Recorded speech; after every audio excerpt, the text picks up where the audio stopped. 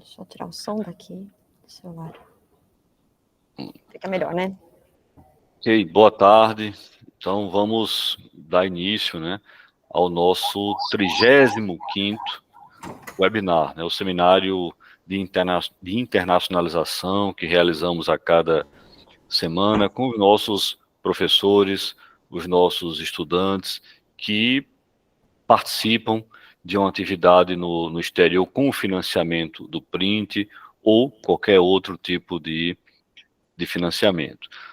Então, esse vai ser o segundo, agora da temporada de 2024. Professora Vivian, Departamento de Análises Clínicas, Programa de Pós-Graduação em Ciências Farmacêuticas, e eu acho que de Ciências da Saúde também, não é, Vivian? Isso. Isso. E que está no também Canadá, né?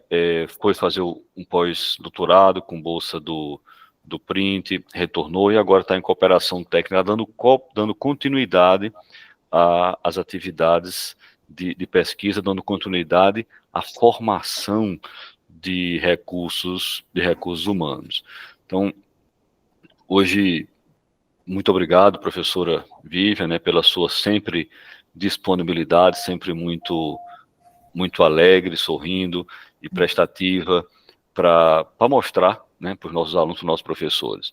Temos também aí a professora Clélia, a professora Severina Carla, que são da nutrição, programa que começou agora o nosso doutoramento e que estão aí também no Canadá, parece que olhando pela janela, né, de uma você enxerga a outra, né? A professora Silvana, atual pró-reitora de pesquisa, mas que também no ano passado apresentou esse seminário do seu pós-doutoramento, realizado também no âmbito do Print. Eu vi a professora Marcela, que é a coordenadora do Programa de Pós-Graduação em Ciências Farmacêuticas, que passou aqui na minha sala no início da tarde e foi correndo ligar o computador, para não chegar atrasado aqui no webinário. Dizem que a cidade de Natal parou para lhe assistir hoje à tarde, Vivian, né?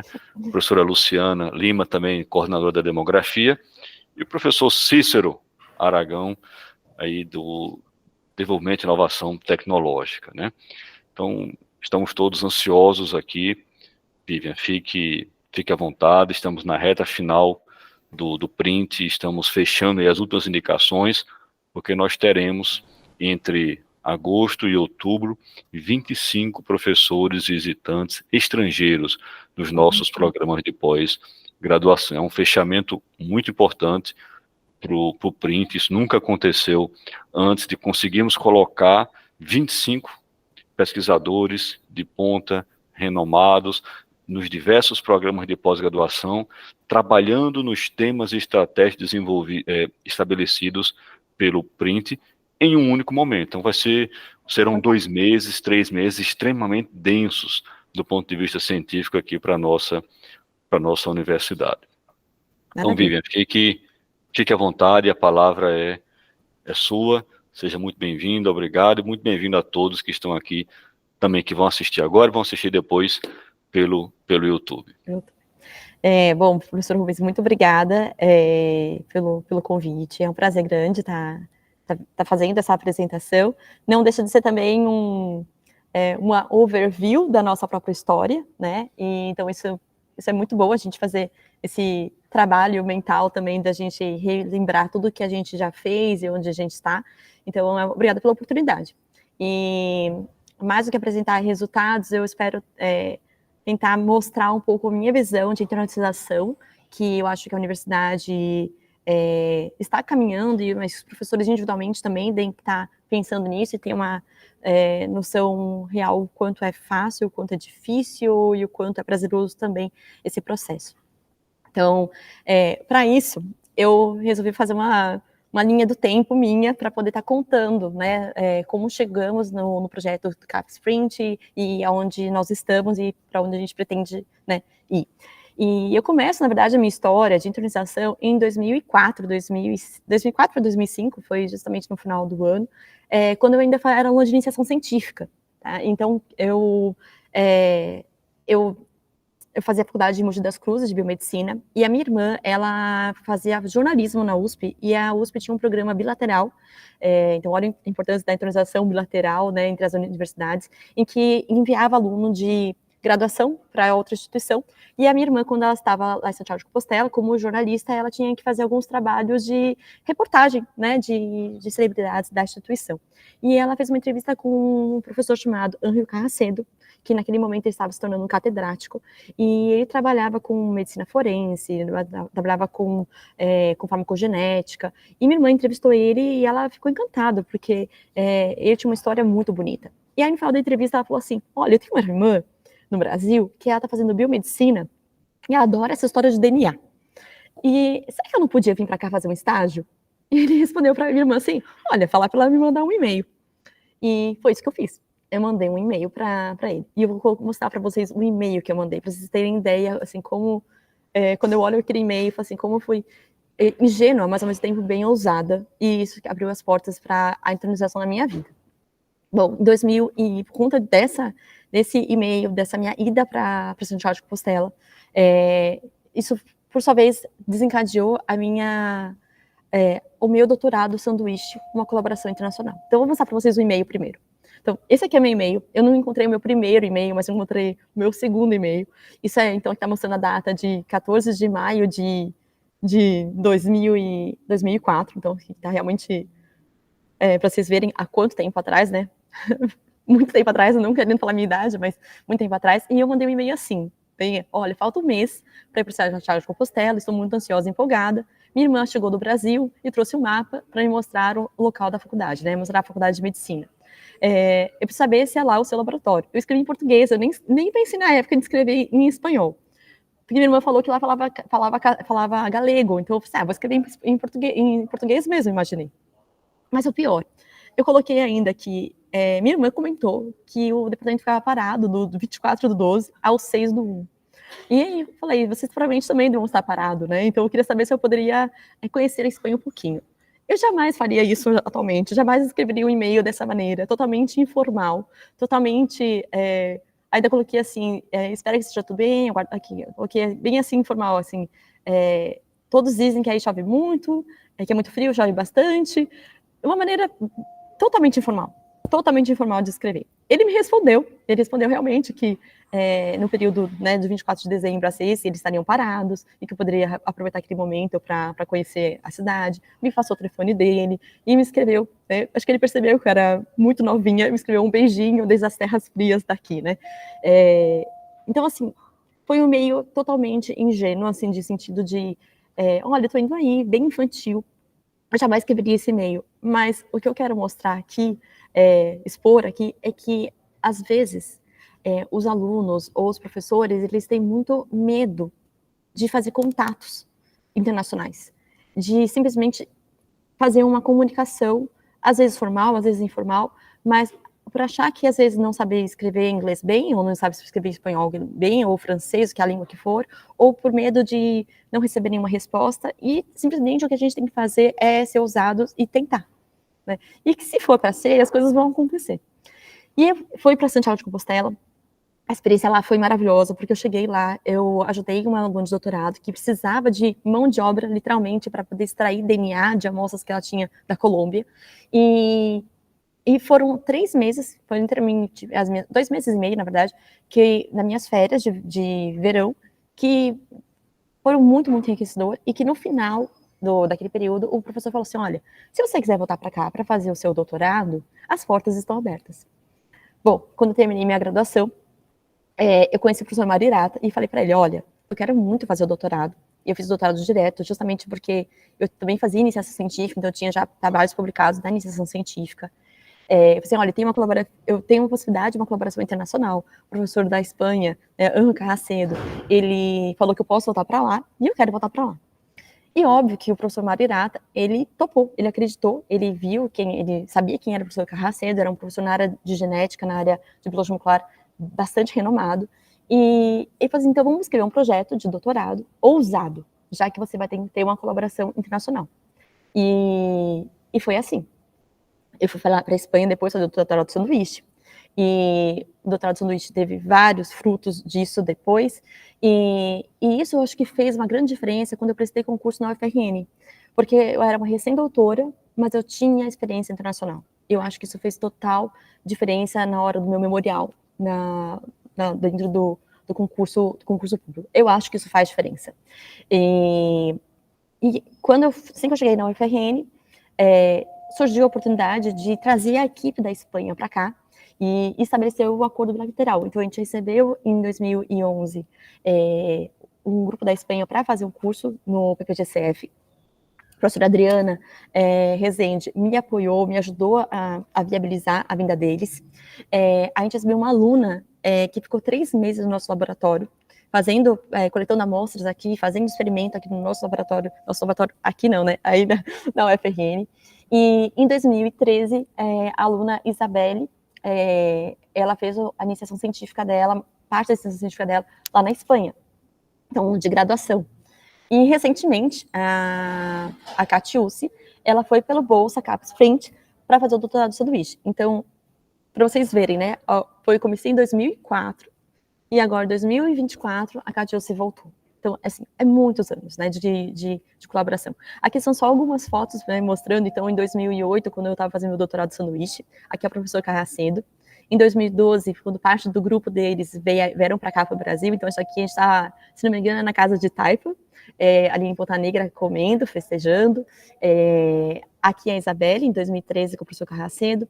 E aqui, mais recente, né, a Catiúce, ela participou de uma feira de ciência lá, e aqui eles na praia, então você pode perceber, né, os cabelos brancos do professor Carracedo ao longo dos anos,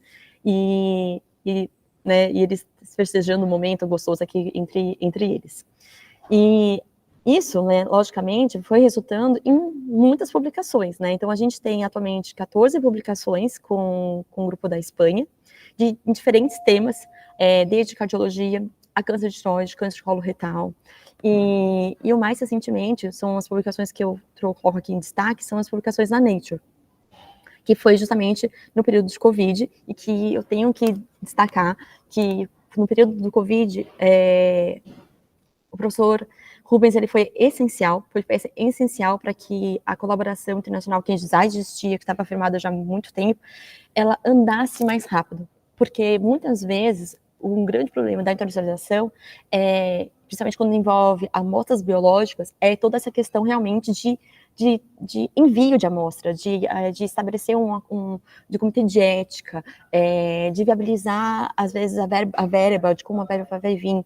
E no momento da pandemia, houve realmente uma força-tarefa muito grande, e o professor Rubens, ele sabe disso, ele tem toda essa memória, com certeza, de quanto ele foi importante para que as coisas acontecessem, né? O professor Costinha também, e não posso deixar, né, de destaque o professor André, meu esposo, que também é colaborador desse projeto e trabalhou muito para que as coisas acontecessem. Então, foram muitos alunos que também se envolveram, e esse projeto de Covid-19 com o pessoal da Espanha não só envolveu nossa instituição, mas a gente ficou responsável por coordenar outras instituições brasileiras, como a da Universidade do Pará, de João Pessoa, pessoal de João Pessoa, de Recife, de Fortaleza, a gente recebeu amostras de vários lugares e para fazer envio das amostras para a Espanha. Isso foi realmente só possível por esses longos anos de colaboração e confiança que eles tinham conosco.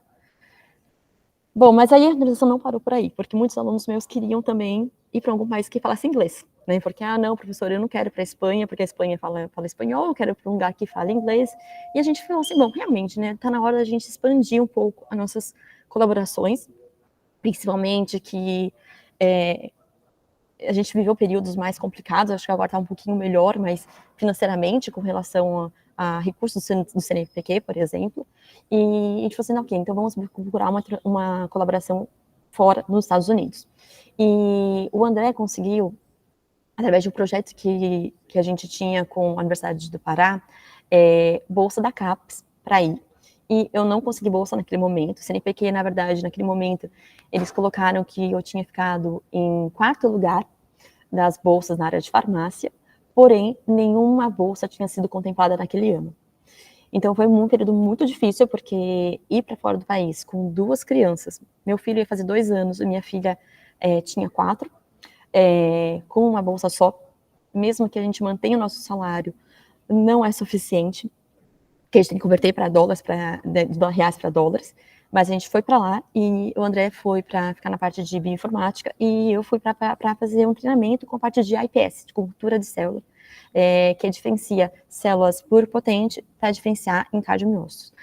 Porém, foi quando eu tive a minha primeira decepção internacional. Vou explicar por quê. Quando a gente chegou no laboratório da Kelly Fraser, ela sabia que eu queria trabalhar com diferenciação de iPS para cardiomiócito. Mas quando eu cheguei lá, ela falou assim, olha, Vivian, a gente já não está mais fazendo diferenciação para cardiomiócito. A gente já terminou esse projeto. A gente está diferenciando agora para pâncreas. Eu falei, poxa, para pâncreas? Mas eu queria muito para cardiomiócito. Eu falei, então eu vou fazer o seguinte, você vai ficar no meu laboratório, fazer o treinamento inicial com essas células, e depois você vai para o laboratório do Eric Lader, que é esse professor aqui. Então, literalmente, a gente fez isso. Eu fiquei um período num laboratório e um período no outro laboratório. Mas isso foi decepção no primeiro momento, porque eu achei que eu ia ficar naquele laboratório dela, ia trabalhar com cardiomiócito, mas a gente tem que saber lidar com a situação e, ok, buscar alternativa e ser sincero e falar, olha, eu não quero trabalhar com isso, eu quero trabalhar com aquilo. Que assim foi meu foco, trabalhar com a parte de cardiologia. Então, ela entendeu e realmente conseguiu fazer essa mudança. Às vezes acontece das pessoas, elas têm meio medo de falar o que elas querem, e falar, se eu falar o que eu não estou gostando, de repente eu tenho que voltar para o meu país. Não. Então, assim, eu vejo muito isso de acontecer. Lá mesmo, quando a gente estava lá, uma pós-doc da Turquia, ela teve um desentendimento com a professora, e no final, ela perdeu o visto dela. Então, ela teve que voltar para o país dela. Então, assim, tem situações bastante delicadas, mas eu acho que a experiência internacional, pouco a pouco, com o suporte do professor, com o suporte de amigos, isso vai sendo remanejado, diríamos assim. E aí, com essa ida para o laboratório do Eric Adler, a gente conseguiu mandar uma primeira aluna de fazer o sanduíche, foi a Marina, que ela também foi com bolsa do CAP Sprint. E em 2022, para o laboratório da professora Kelly Fraser, foi a Nayara. Então, aqui está a foto da Marina. Aqui é uma postagem que ela fez no Instagram dela, que ela ficou no laboratório dele 3 anos. Então, ela foi para lá fazer o doutorado de sanduíche. Ela voltou para o Brasil, terminou o período dela de fazer o doutorado no Brasil e voltou para o laboratório dele e ficou com um pós-doc lá. Então, ela ficou 3 anos lá e agora ela tá na área de indústria, lá na Califórnia também. E essa aqui é a Nayara. Nayara foi mais recentemente, voltou, terminou o doutorado dela, ela fez o doutorado pelo Renorbio e agora está lá, contratada por eles.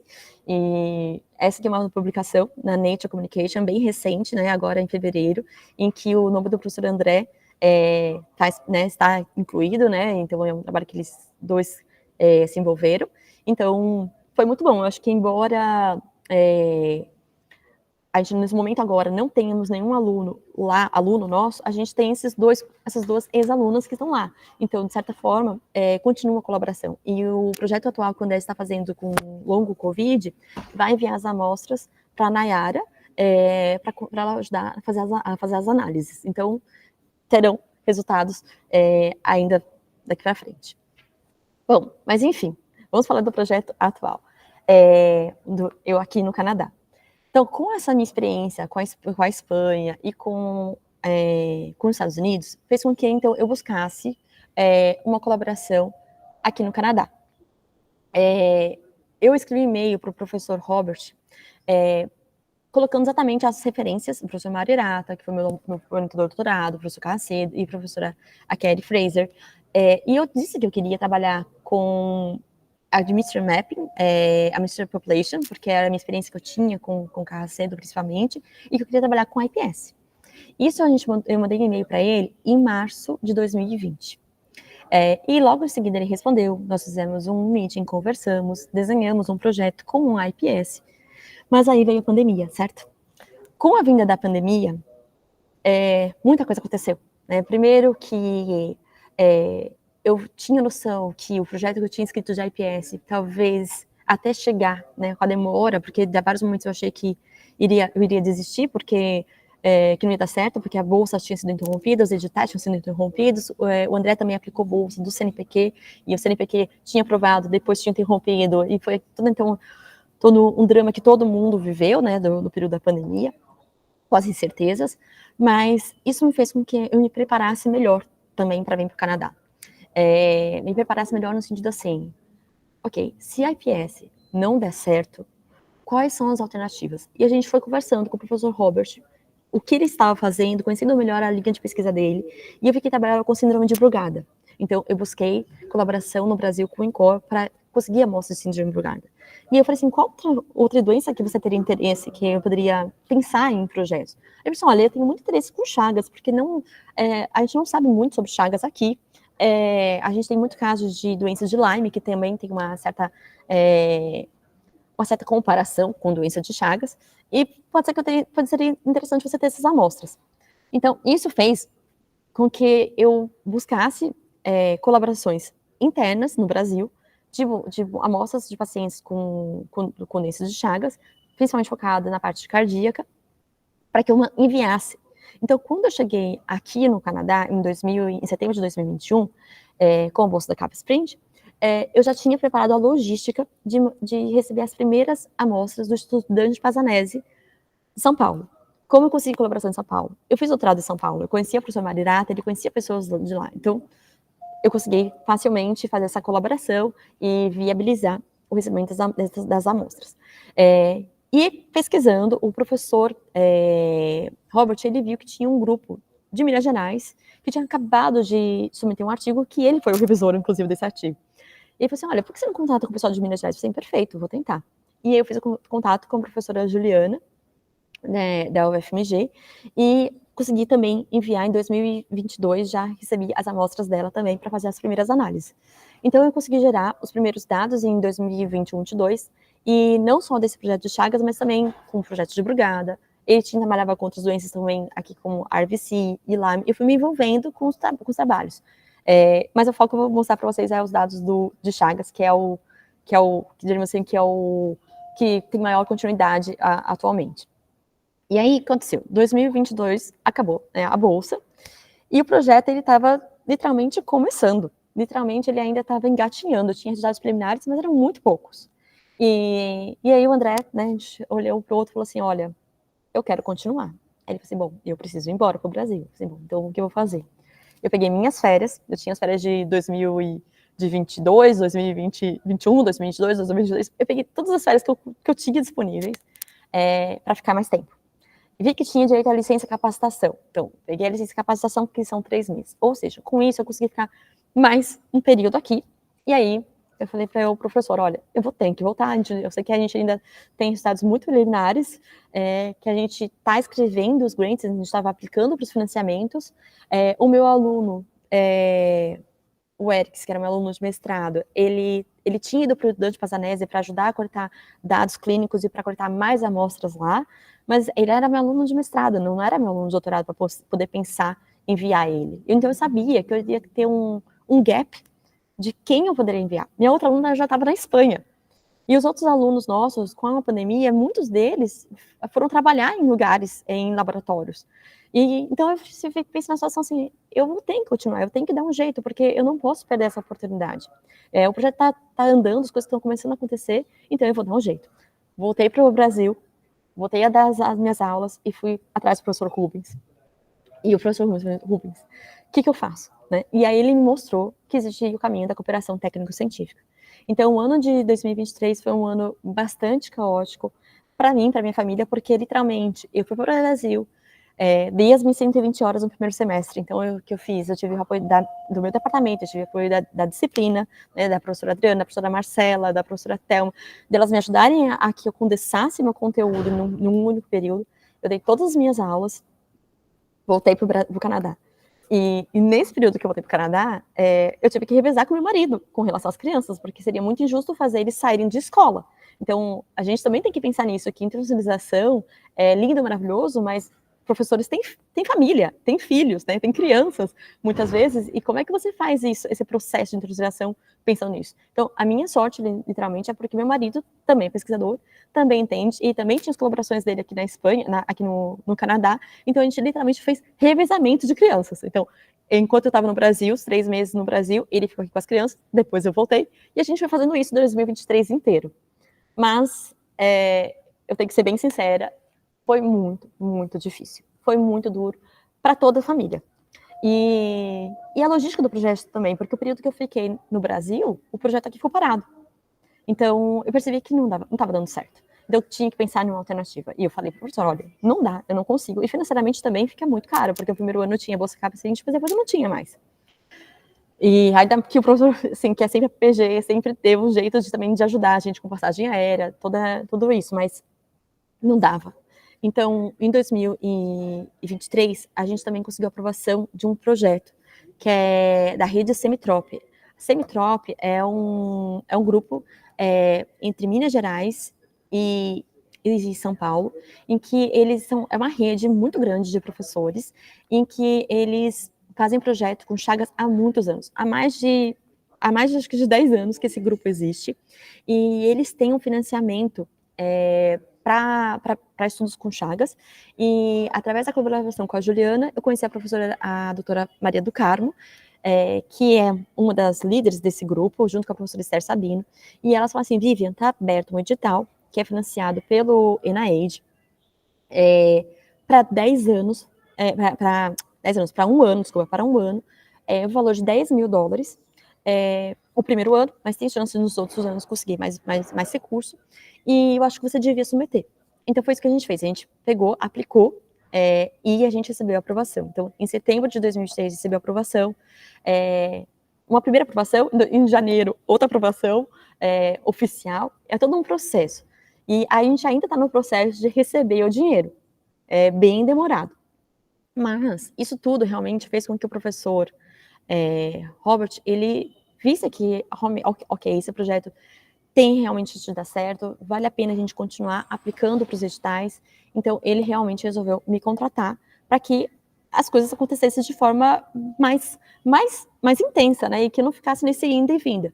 Então, por isso, atualmente, eu não estou com cooperação técnico-científica, eu estou com afastamento por motivos pessoais, porque por ser professora federal, nós somos dedicação exclusiva, então, eu realmente não estou mais recebendo o meu salário da UFRN, eu estou recebendo agora um salário aqui, mas eu continuo vinculado com a UFRN com meus alunos de pós-graduação, né? Então, na pós-graduação a gente continua envolvido, mas não oficialmente vinculada, né?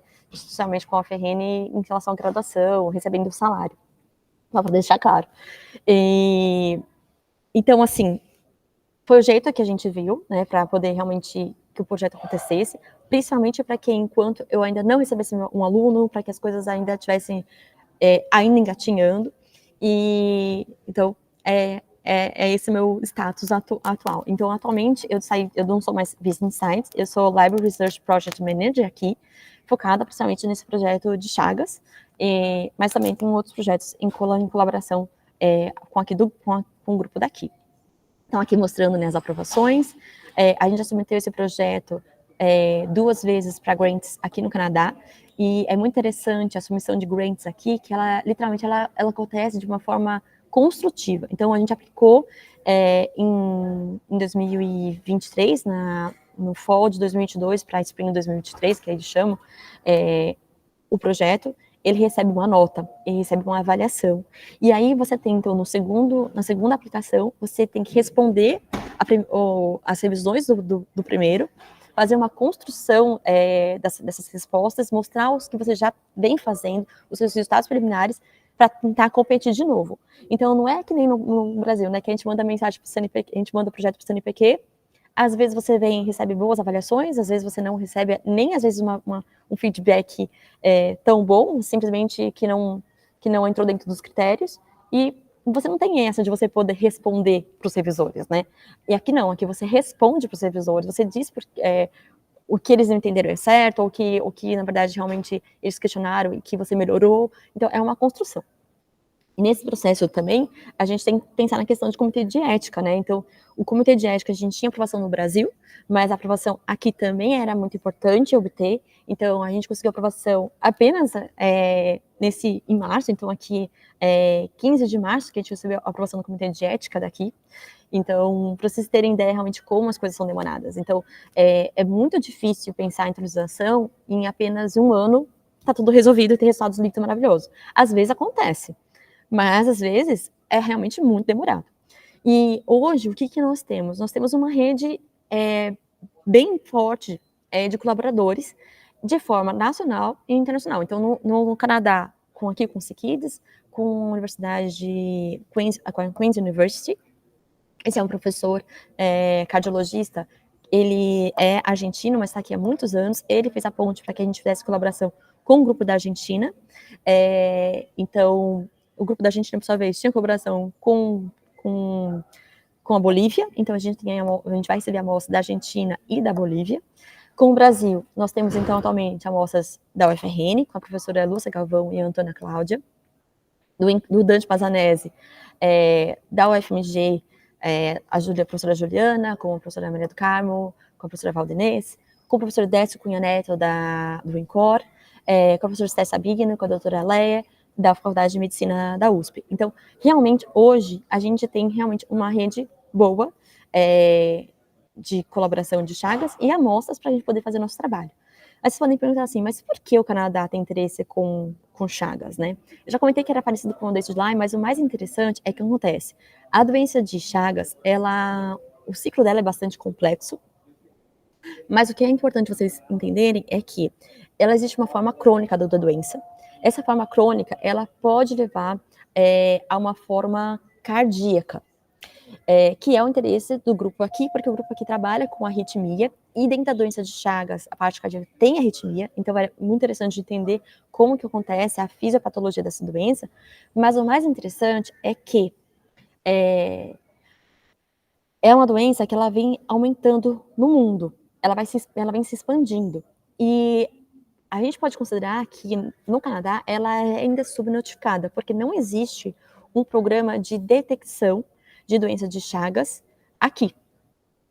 Mas nos Estados Unidos já existe sim uma orientação, mas a gente tem que lembrar que nos Estados Unidos o sistema de saúde não é público, então é um pouco mais complicado, mas na Espanha, que o sistema de saúde deles é público, bem mais acessível, a mesmo para os imigrantes, eles fazem triagem.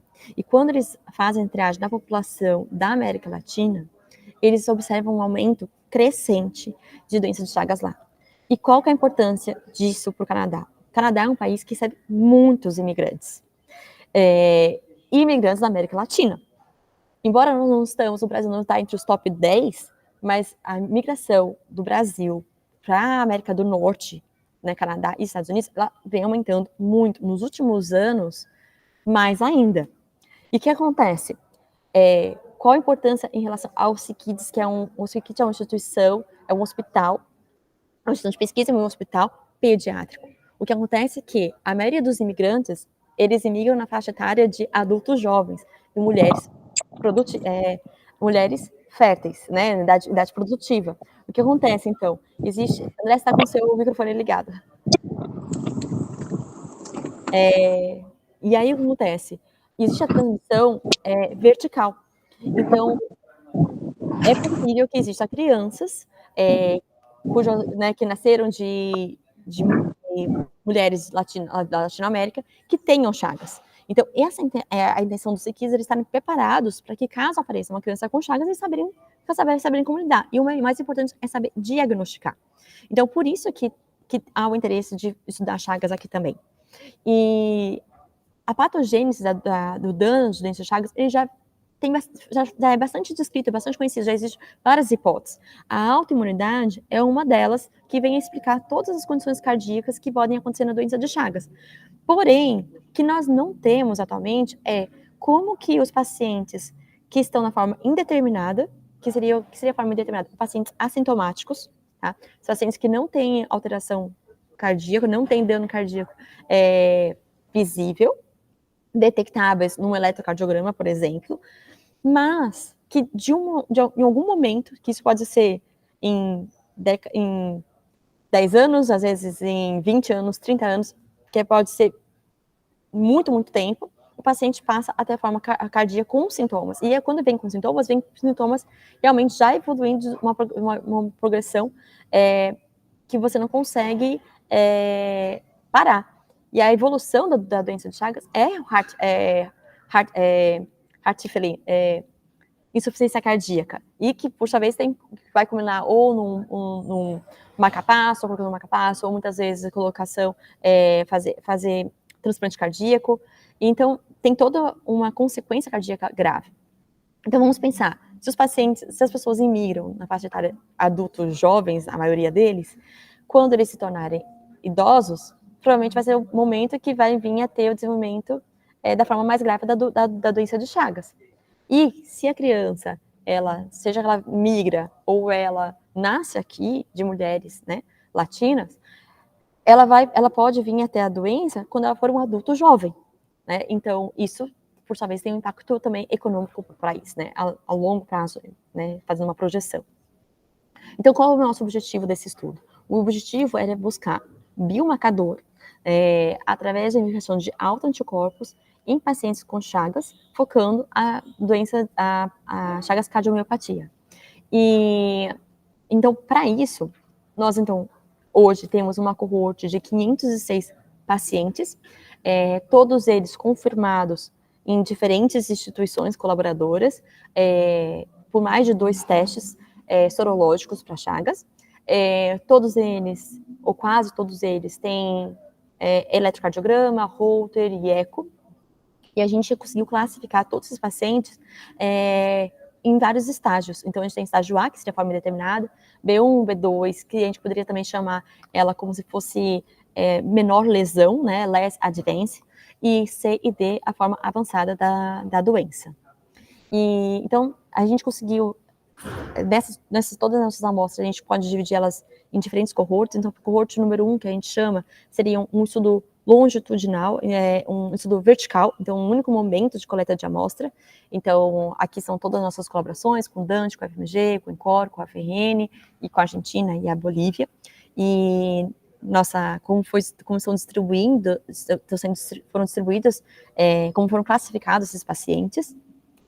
Nós temos uma cohort 2, essa cohort 2, meu aluno de mestrado, hoje é aluno de doutorado, o Erix, ele foi para São Paulo. Então, também tem o meu agradecimento aqui ao programa PPGCF, que ajudou ele a ir para São Paulo. Então, ele coletou as amostras dos pacientes após 10 anos. Então, eu já tinha trazido, já tinha mandado para cá, né? Já tinham enviado para mim as amostras no primeiro momento. E aí, esse meu aluno foi para lá, ele reconvocou esses pacientes junto com os médicos colaboradores e coletou a amostra deles de novo. Então, a gente tem 2 pontos do paciente. Então, isso é muito interessante, porque a nossa ideia é comparar se os anticorpos eles vão aumentar ou vão diminuir, e se está correlacionado com a progressão da doença. Então, a gente tem pacientes que eles se mantiveram no estágio A durante todos esses anos, mas eu tenho pacientes que da estágio A evoluíram para a forma B. Eu tenho pacientes que da forma B, no período mudou para a forma B2 e hoje é forma C, forma mais grave da doença. Então, a gente tem esse follow-up dos pacientes, né, considerando esses dois points. E outra cohort, que seria a cohort relacionada com um grupo do Semitrop, é que eles têm uma cohort muito interessante. Eles coletaram a amostra do paciente na forma no estágio A e no B1, B2. A maioria deles é B2, é B1, inclusive, que é no início da doença cardíaca. E é quando os pacientes eles têm uma melhor resposta ao tratamento antiparasitário. Então, eles coletaram a amostra antes dos pacientes receberem qualquer medicação. Aí o paciente faz tratamento durante 6 meses, e depois de 3 meses, recoletaram a amostra deles novamente. E eles têm muito bem descrito toda a parte clínica desses pacientes, com vários testes, e esse projeto dessa comparação antes e depois, que é o que foi aprovado no NIH, que a gente está para receber a verba, mas a gente já está trabalhando com essas amostras. Então, o que a gente faz, né? Então, qual que é a parte técnica do trabalho? A ideia é extremamente simples. O que nós fazemos? É extremamente a ideia, mas lógico que não é tão complexo a análise, é complexo o resultado, mas a ideia é simples. A ideia a gente tem um biobanco de tecido cardíaco adulto saudável, que por diferentes condições de óbitos, eles obtiveram, então, esse tecido cardíaco saudável. E aí, a gente pega um pedacinho desse tecido cardíaco, a gente faz extração de proteína, E a gente coloca essas proteínas extraídas para fazer uma separação bidimensional. Que vem a ser isso? A gente faz uma primeira separação através do ponto isoelétrico da proteína e uma segunda separação de acordo com o peso molecular. Então, eu tenho numa membrana as minhas proteínas cardíacas saudáveis, separadas por ponto isoelétrico e por peso molecular. Então, eu pego essa membrana, uma membrana de hidrocelulose, e exponho com soro ou plasma do meu paciente com Chagas.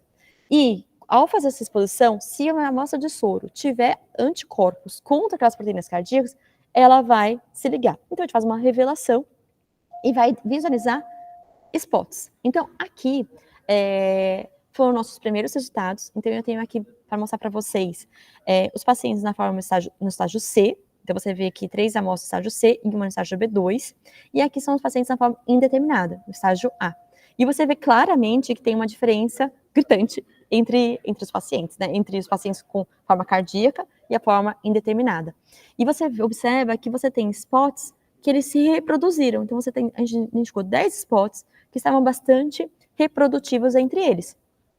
Então, a gente isola esses spots e envia para a espectrometria de massa. Na espectrometria de massa, você então tem uma infinidade de dados. O que acontece? Quando você isola uma proteína dessa, quando você manda para a espectrometria de massa, ele faz uma quebra da proteína em peptídeos para identificar. E aí, esses peptídeos, eles podem estar correspondentes a várias proteínas. Então, a gente teve que fazer um trabalho de bioinformática bem intenso. Então, de 10 spots, a gente gerou 49 proteínas. E aí, a gente teve que, então, ver quais delas eram realmente as potenciais para a gente continuar fazendo os próximos testes. Então, aqui só uma representação da bioinformática que nós fizemos de ontology para ver a função delas, possível função delas. Fizemos um prime blast para poder comparar as proteínas descritas do tripanossoma com as proteínas descritas que a gente encontrou, que seriam as proteínas cardíacas, né, no tecido saudável, e ver se tinha alguma homologia entre elas, para ver se poderia estar identificando possíveis epítopos que os anticorpos estariam ligando. Então, tem todo um trabalho de bioinformática que a gente precisou ser feito, então por isso que demora. Então, embora a técnica seja relativamente simples, a análise é bastante complexa. E a validação dela também é bastante complexa, porque uma coisa é você pegar um tecido saudável e fazer, colocar, mas para você comprovar, você tem que ter uma proteína recombinante para você mostrar para uma outra técnica que chama Western blot que o que você está encontrando realmente é correspondente. Então, esse gráfico de Western blot não tá bonito, tá cheio de background que a gente fala, mas a gente conseguiu ver que algumas proteínas estavam presentes. E aí, então, a gente passou para a próxima etapa, que foi a ELISA. Então, esses são os dados de ELISA. Então, eu consegui fazer então, mais amostras, que aí é uma técnica mais rápida da gente fazer. E aqui é um dado bem preliminar, só mostrando os resultados de 12 amostras do estágio A, 9 estágio B1, B2 e 15 de estágio C. E você vê que para essas proteínas, a gente analisou 11, mas aqui eu coloquei as que deram significativas, você vê que existe uma progressão. Então, aqui a gente comparou com um controle saudável que a gente adquire comercialmente, e essas aqui são as amostras do Instituto Dante Pazanese, certificadas, e você vê que tem uma progressão, né? Então, isso é muito interessante, porque a gente poderia estar pensando nesses marcadores como realmente ser utilizados para monitoramento, ou inclusive para certificação. Então, assim, esses dados preliminares que eu queria mostrar. Essas são as instituições, que eu já até citei o nome delas, que a gente gostaria de agradecer. Quero agradecer principalmente a CAPES, e né, o edital CAPES Sprint, que na verdade viabilizou a minha vinda para cá, literalmente. E eu quero agradecer ao nosso grupo de pesquisa. Essa era a formação antes, né, antes de pandemia, e essa é a formação mais atual, né, da última vez que a gente esteve no Brasil foi no final do ano passado. E eu tenho que fazer um agradecimento em especial ao aluno Erix, né? Erix foi o primeiro autor, inclusive, desse trabalho, que é um trabalho que o que aconteceu? Erix foi para São Paulo para fazer o trabalho, né, que eu comentei com vocês, de coletar as amostras. Mas a gente não tinha dados para ele defender a mestrado dele, porque a gente ainda está fazendo as coisas, a gente ainda está indo a resultados preliminares. E aqui eles não têm pressa de publicação. O que eles querem é ter um trabalho bem consolidado. Eles priorizam muito a qualidade, não quantidade. Até eles falam assim que o meu currículo, né, quando eu mostrei meu currículo para o meu professor, ele falou assim, Vivian, seu currículo é um currículo de Latinoamérica, né, em que tem muita publicação, às vezes muito diversa, embora, lógico, a gente sempre tenta procurar publicar A1, né, mas como a gente às vezes tem que fragmentar, porque cada aluno de mestrado tem que publicar, aluno de doutorado tem que publicar, eles preferem, às vezes demoram 4 anos, 6 anos para fazer uma publicação, porque eles têm um trabalho muito grande, muito intenso para publicar no Nature, que é muito melhor, eu acho. Atualmente eu consigo entender que isso é o melhor caminho, com certeza.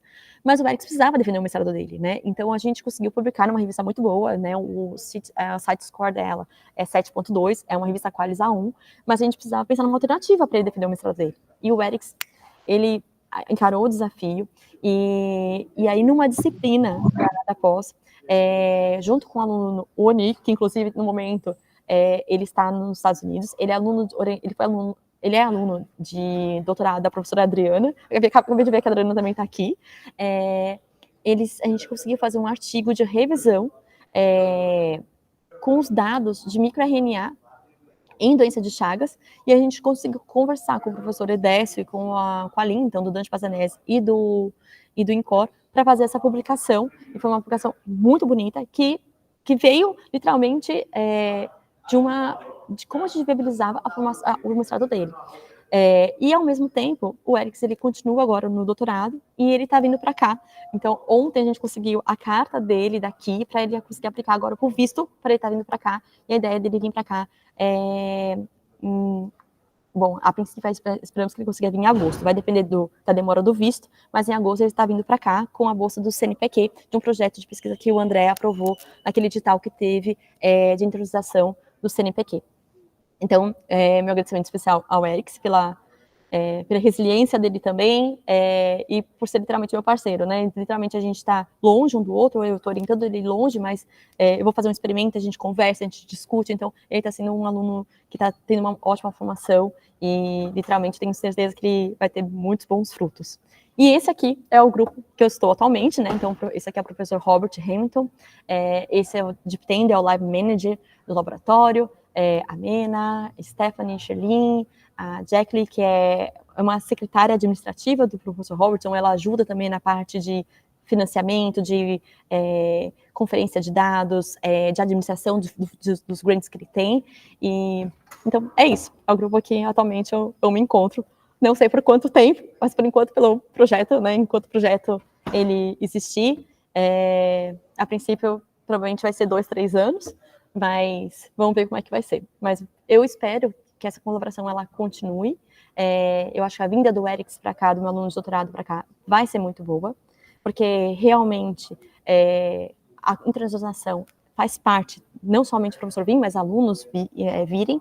Então, eu acho que a gente está caminhando muito bem, né? Eu espero que a UFN continue me apoiando, os programas de pós-graduação também, para que a gente tenha mais frutos.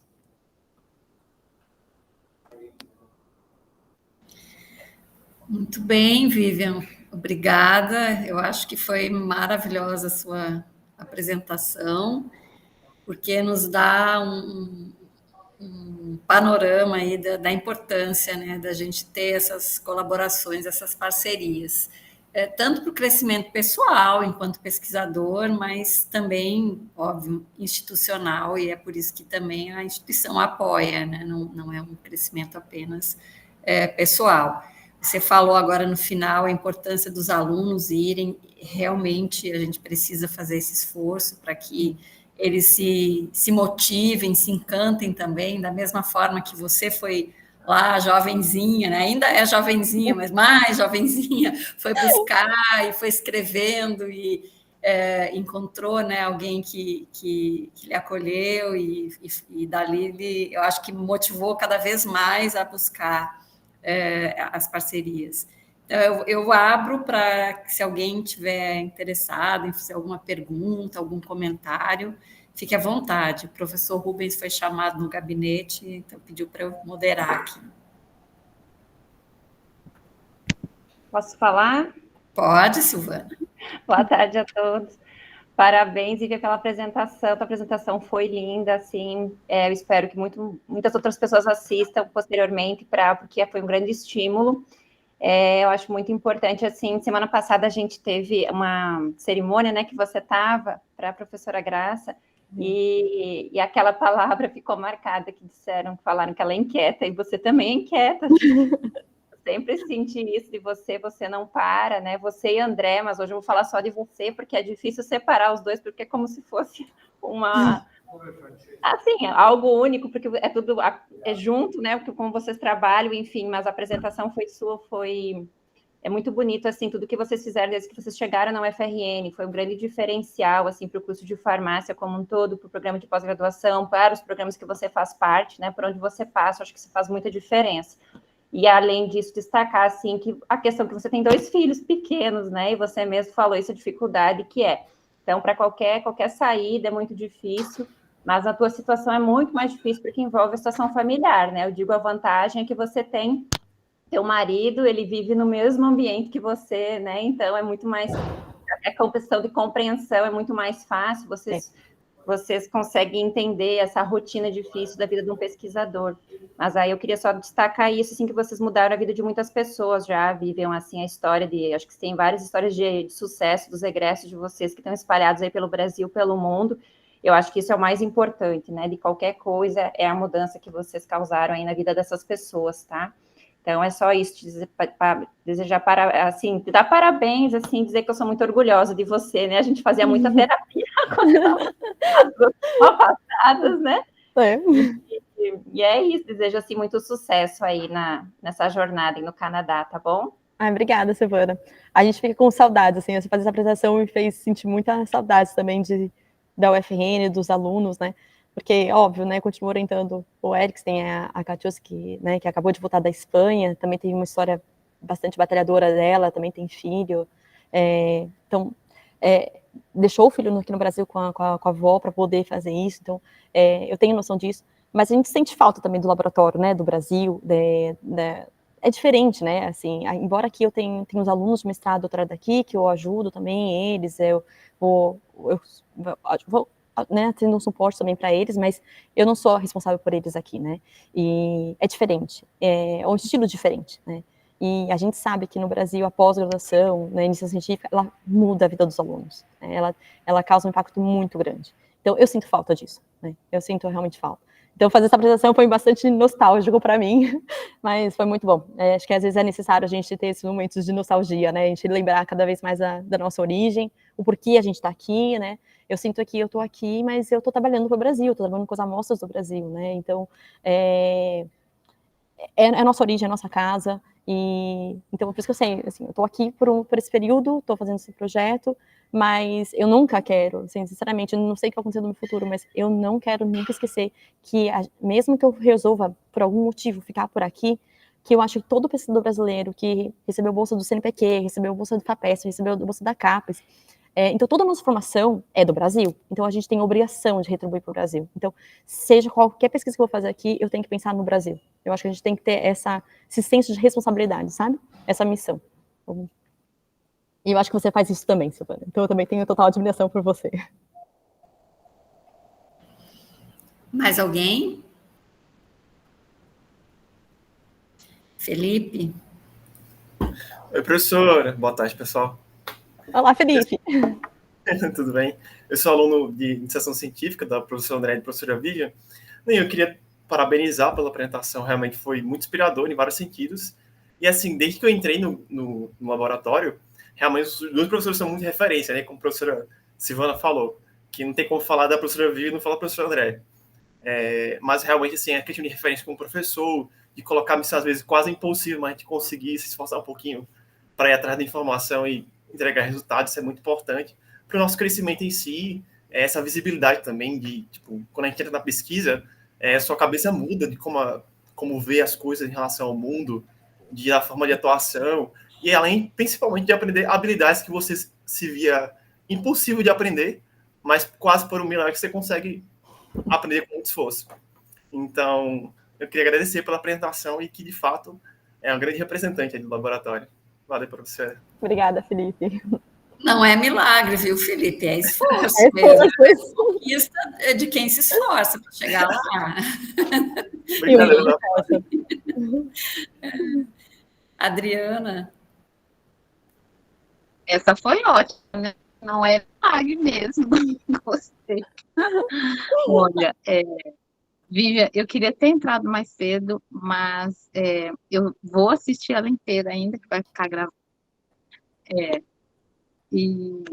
E aí, assim, eu imagino a apresentação, porque conheço grande parte, não todas, os detalhes, que eu acho que você deve ter trazido mais, mas é um orgulho para nós, né? Toda a sua caminhada, que eu assisti desde lá de São Paulo, né? E a gente já vislumbrava, né? Às vezes eu e Graça sentava, a gente falava assim, eu acho que eles não ficam aqui, não. Aí lá vai eles, vamos voltar para São Paulo. Não, nós vamos não sei para onde. Eu falava, graças do céu, eles estão acabando de chegar, já estão... Não, nós vamos segurar eles pelo menos mais um pouco para ajudar a gente. Então, assim, a gente sabe essa inquietude, né, de estar colaborando o tempo todo, de estar fazendo, mas também de estar lançando mão para novos voos. E a gente respeita demais isso, né, que eu acho que é muito importante porque não são todas as pessoas, né, que têm essa coragem, que tem, né, que vislumbra e vai, né? Às vezes a gente fica falando, eu queria tanto ir, mas eu queria ficar sentado na cadeira, né? Mas só que quem fica sentado na cadeira também faz muito para que muitos vão, né? Para que muitos possam ir. E eu acho que, assim, eu e a Graça e eu representamos muito isso também, né? De todo esse suporte o tempo todo, para qualquer hora, a gente está ali para vocês, para quem precisar, mesmo que a gente não alce os mesmos voos para fora, né? E eu tenho muito orgulho disso, porque tudo que a gente viu e ouviu, né, na homenagem para Graça, a gente pode ter certeza disso, né? O quanto todos nós, né, fazemos e fizemos, e ela como aquele núcleo, aquela semente, né? E o quanto isso também pôde, né, oportunizar tantas outras coisas, né? Então, assim, eu tenho o maior orgulho, assim, sou fã de vocês, você e André, né? Do contrário, que às vezes as pessoas pensam, ai, meu Deus, que pena. Eu falo, de jeito nenhum, eles têm mais é que ir, né? E ser feliz e realizar e estar sempre junto, né? Tá na UFRN, tá com a gente. Então, assim, aproveitar essa oportunidade novamente para parabenizar, né? Você de todo o caminho e muitas coisas ainda, né? Que vão estar por vir. Como a Fernanda falou, ainda novinha, né, Fernanda?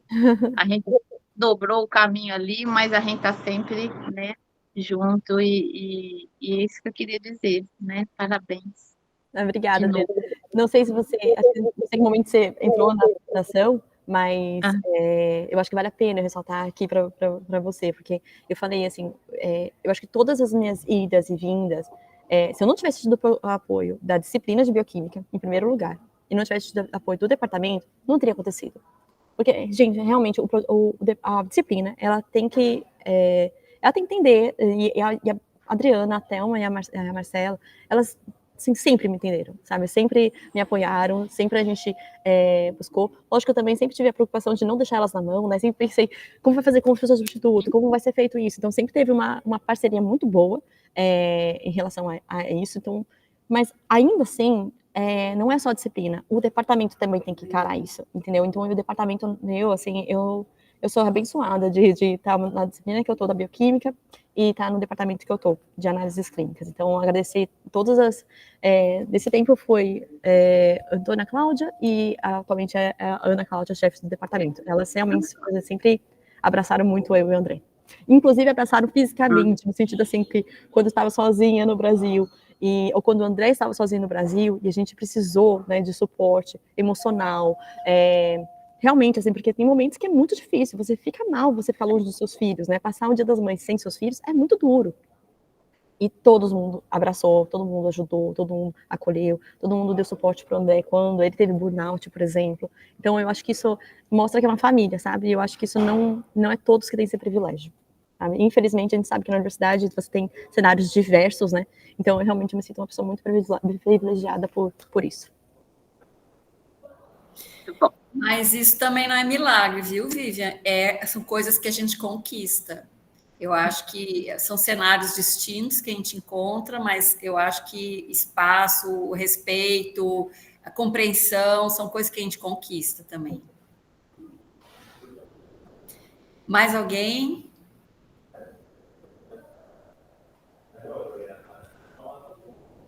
Bom, eu acho também um último ponto que eu gostaria de falar é a questão da publicação, né? Que Vivian falou,